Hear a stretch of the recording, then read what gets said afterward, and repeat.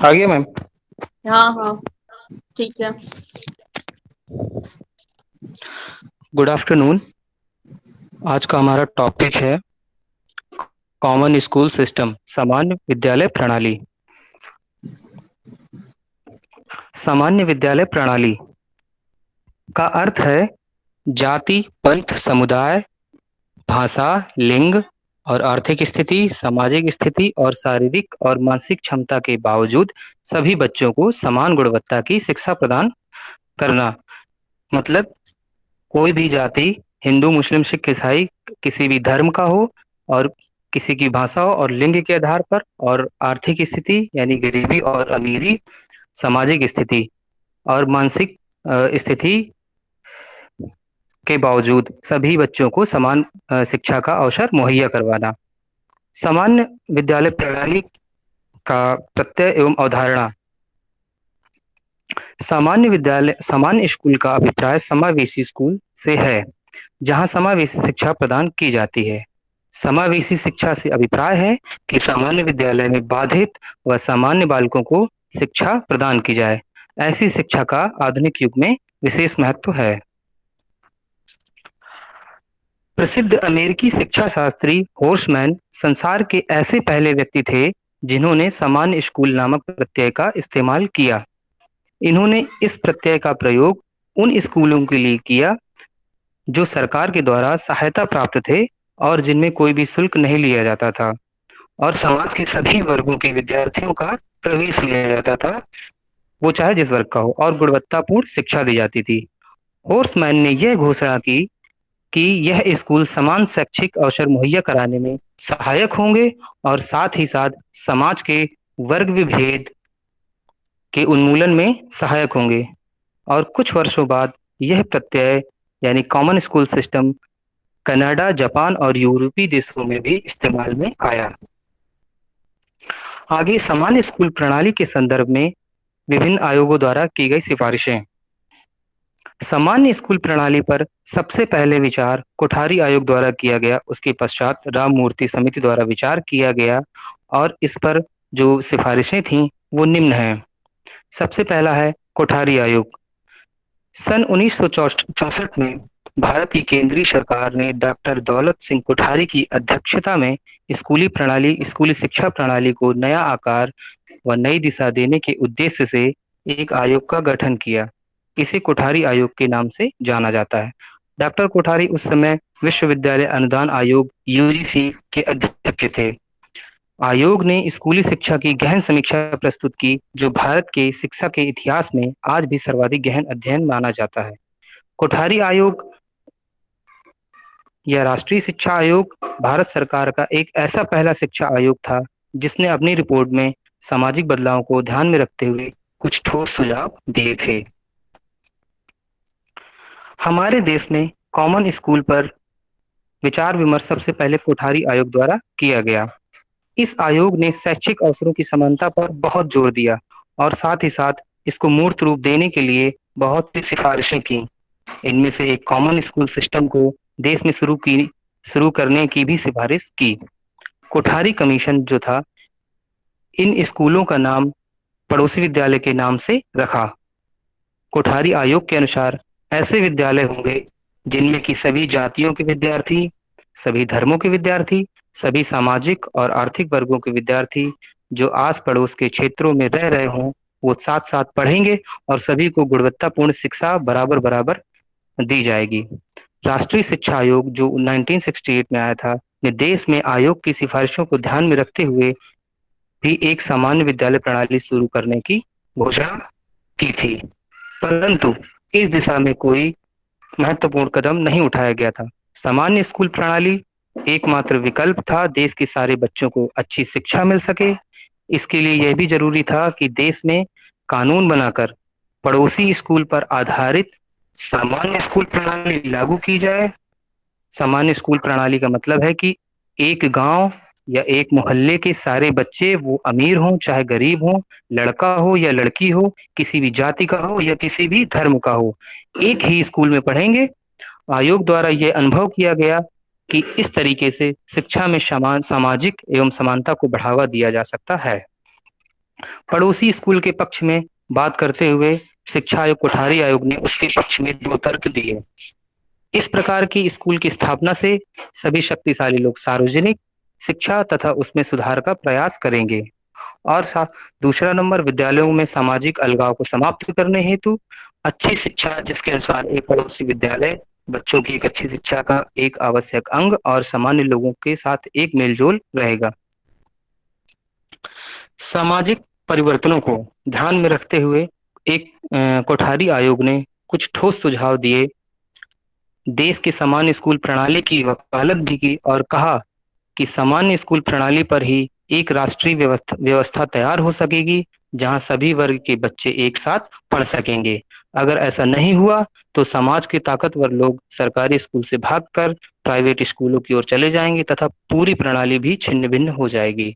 1970 के बाद से ही सरकारी स्कूलों की गुणवत्ता में तेजी से गिरावट हुआ और आज यह स्थिति है कि ऐसे स्कूल गरीबों के लिए समझे जाते हैं। कोठारी आयोग द्वारा जारी सिफारिश के बाद संसद 1968, 1986, 1992 के शिक्षा नीतियों में सामान्य स्कूल व्यवस्था का उल्लेख तो करती है, लेकिन उसे लागू नहीं करती है। दूसरी तरफ सरकार की विभिन्न योजनाओं के अर्थ भी भिन्न भिन्न है, जैसे कि कुछ योजनाएं शिक्षा के लिए चल रही हैं तो कुछ साक्षरता बढ़ाने के लिए चल रही थी। इसके बदले सरकार कुछ ऐसी योजनाएं क्यों नहीं चला रही थी जो सामाजिक और आर्थिक हैसियत के अंतर लिहाज किए बिना सभी बच्चों के लिए स्कूल खुला रहे, चाहे वो धनी वर्ग के हों या गरीब वर्ग के, वो सब साथ पढ़ें। असल में सामान्य स्कूल व्यवस्था एक ऐसे स्कूल की अवधारणा थी जो योग्यता के आधार पर ही शिक्षा हासिल करना सिखाती थी। इसमें ना तो धन है, ना शोहरत, ना ट्यूशन, ना फीस, ना प्रलोभन। ऐसी व्यवस्था थी कि इसमें इसका कोई स्थान नहीं था। दूसरी समिति जो थी हमारी, वो थी राम मूर्ति समिति, और राम मूर्ति समिति द्वारा की गई सिफारिशें जो थी वो निम्न है। 1986 की नीति की कार्यान्वयन की समीक्षा करते हुए राम मूर्ति समिति 1990 में जो बनी थी, ने सामान्य स्कूल प्रणाली के विकास को शिक्षा में समानता और सामाजिक न्याय हासिल करने के लिए समग्र रणनीति का एक बहुत ही महत्वपूर्ण घटक माना। समिति ने 3 बहुत ही महत्वपूर्ण सिफारिशें की थी जो भारतीय शिक्षा प्रणाली में समानता के मुद्दे को संबोधित कर सकती थीं। पहली थी, इसने आवश्यक न्यूनतम कानून, विशेष रूप से प्रारंभिक चयन प्रक्रिया, शिक्षण शुल्क और कैपिटेशन शुल्क आदि के साथ दूर करने के लिए कहा। दूसरा, इसने सुझाव दिया कि प्रोत्साहन प्रोत्साहन और कानून के संयोजन के माध्यम से महंगे निजी स्कूलों को आम स्कूल प्रणाली में शामिल करने के तरीके को तलाशना। तीसरा था, इसने यह सुनिश्चित करने का आह्वान किया कि सभी के लिए पूर्व प्राथमिक और प्राथमिक स्तरों पर मातृभाषा के माध्यम से निर्देश दिए जाएंगे। राष्ट्रीय शिक्षा नीति का भी जो सामान्य स्कूल प्रणाली पर मत था वो निम्न है।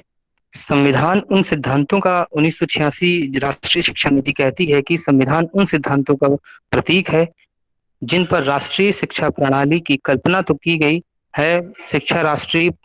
राष्ट्रीय शिक्षा प्रणाली की अवधारणा का तात्पर्य है कि किसी दिए गए स्तर तक जाति, पंथ, स्थान या लिंग पर ध्यान दिए बिना सभी छात्रों की समान गुणवत्ता की शिक्षा तक पहुंच सामान्य शिक्षा प्रणाली की दिशा में प्रभावी उपाय भी किए जाएंगे।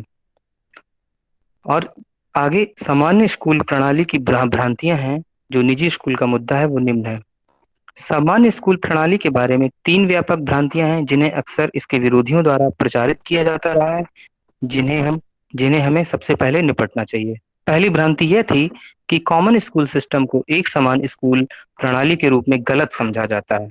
दूसरी भ्रांति थी कि यह गलत तरीके से दावा किया गया कि सामान्य स्कूल प्रणाली एक निजी तौर पर प्रबंधित स्कूल को अपने गैर सरकारी और गैर सहायता प्राप्त चरित्र को बनाए रखने की अनुमति नहीं देगा। तीसरी थी, निजी स्कूल या लॉबी ने यह दावा करते हुए ओवरटाइम काम किया कि सामान्य स्कूल प्रणाली का मतलब स्कूलों को पूर्ण सरकारी नियंत्रित करना होगा। सामान्य स्कूल प्रणाली के ढांचे एवं सिद्धांत। स्कूली शिक्षा की प्रणाली को संविधान की दृष्टि में निहित किया जाना है। इसका तात्पर्य है कि प्रस्तावना के अनुरूप होने के दौरान यह भी सुनिश्चित करना चाहिए कि मौलिक अधिकार विशेष रूप से समानता और सामाजिक न्याय से संबंधित, जैसा कि संविधान के भाग 3 में निहित है, का उल्लंघन नहीं किया जाना चाहिए। और दूसरा, निर्देशक सिद्धांतों के रूप में निर्धारित किया गया है, जैसा कि भाग 4 में संविधान के इसको बढ़ावा दिया गया है। दूसरा नंबर, समान गुणवत्ता वाली एक शिक्षा एक संवैधानिक अनिवार्यता है। तीसरा था, शिक्षा का उपयोग मुनाफाखोरी, वैमनस्य फैलाने या अधीनता का अभ्यास करने के लिए नहीं किया जा सकता है।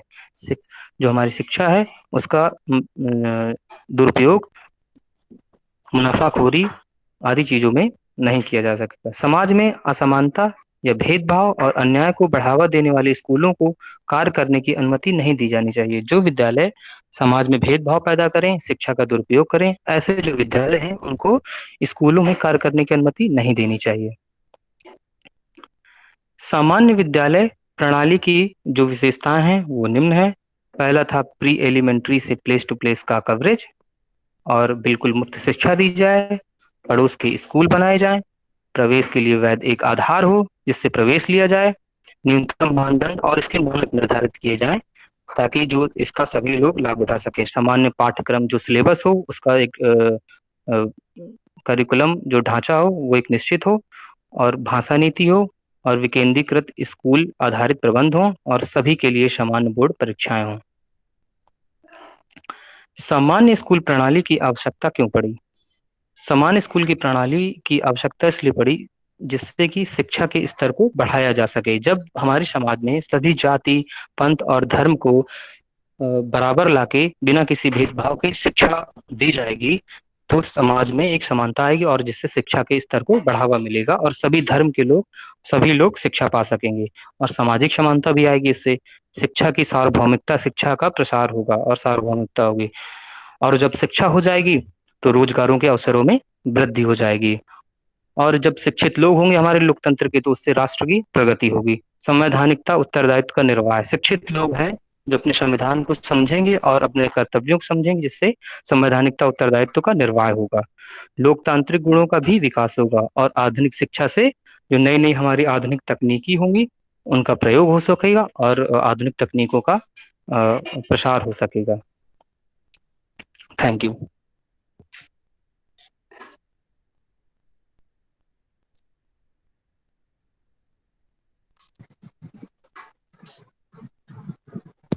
कॉमन स्कूल सिस्टम समझ में आ गया सबको?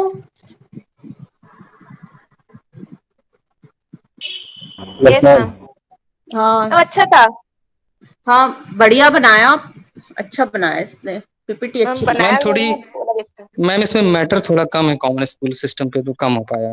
मैम बुक पे भी कम है। नहीं, बुक में कम है, पर ये कॉमन स्कूल सिस्टम का बहुत सारा जो है आर्टिकल और पेपर में भी लिखा हुआ है। पेपर की कटिंग वगैरह लगा देते ना तो और अच्छा हो जाता कॉमन स्कूल।